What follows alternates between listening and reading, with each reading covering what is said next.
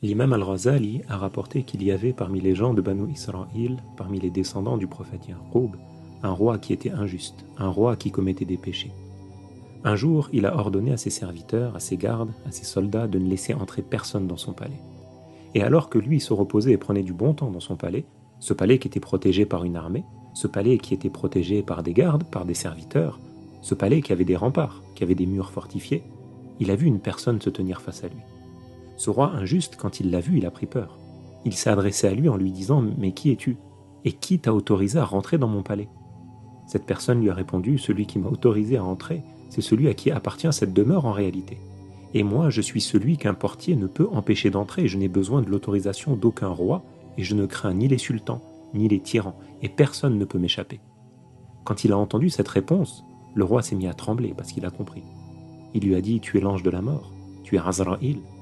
L'ange lui a dit « Oui, je suis l'ange de la mort. » Ce roi injuste a compris que c'était son heure.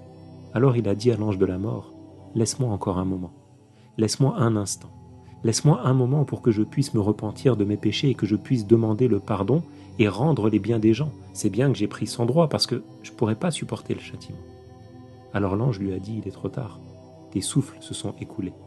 Comment je vais te donner un délai alors que ta vie elle est comptée et les instants que Dieu t'a accordés touchent à leur fin?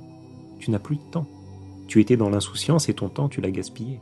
Tu t'es détourné de te préparer pour la mort et tu as utilisé ton souffle dans l'insouciance et dans le péché. Il ne te reste maintenant plus aucun souffle à vivre. » Le roi lui a dit « Mais qu'est-ce qui va arriver de moi? Où est-ce que je vais être amené ?» Alors l'ange lui a répondu « Ce qui t'attend, c'est l'enfer et le châtiment de Allah. » Alors le roi lui a demandé « Mais qui va m'accompagner lors de l'enterrement ?» L'ange lui a dit « Tu n'auras avec toi que tes œuvres. » Il l'a alors pris et le roi injuste est tombé mort. Et rien, ni ses murs, ni ses remparts, ni ses serviteurs, ni son armée n'ont empêché Azraïl de venir à lui. Et ce sera également comme ça pour nous. Que tu sois sur terre ou dans un avion, Azraïl vient et prend ton âme. La mort, elle ne frappe pas à la porte.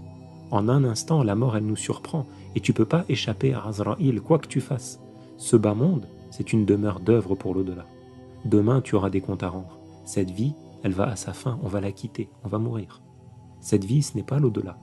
Cette vie, elle n'a pas de mérite selon le jugement de Allah. Cette vie, ce n'est pas le paradis. Cette vie, elle passe comme une heure. Donc fais en sorte que ce soit une heure passée dans l'adoration. Que l'on prépare nos tombes avant d'y être déposés. Que l'on fasse des provisions. Que l'on soit de ceux qui œuvrent, de ceux qui suivent la voie du prophète Mohammed. Regarde ton âge. Combien d'années t'as vécu et à quelle vitesse ces années elles sont passées. Crains Allah. Ne sois pas de ceux qui courent après les biens dans cette vie, alors que cette vie tu vas la quitter. Ne sois pas de ceux qui ratent les occasions d'agir en bien sous prétexte qu'ils ont des difficultés ou des épreuves. Le prophète a dit, alayhi salatu wassalam, wa inna 'idham al-ajr ma'a 'idham al-bala. C'est-à-dire l'élévation du degré, c'est en fonction de la difficulté de l'épreuve. Donc que l'on patiente et que l'on ne faiblisse pas par la cause des épreuves. Quelle que soit la difficulté de l'épreuve, quel que soit le nombre des épreuves qui s'enchaînent, la mort est une réalité qui mettra fin aux difficultés de cette vie. Ce qui compte, c'est que la personne meure sur la foi, qu'elle meure en s'étant préparée pour ce qui vient après la mort, car la mort n'est pas une finalité. Après la mort, il y a le jour du jugement, et la finalité, c'est l'éternité au paradis ou l'éternité en enfer. Alors ne sois pas au nombre des insouciants.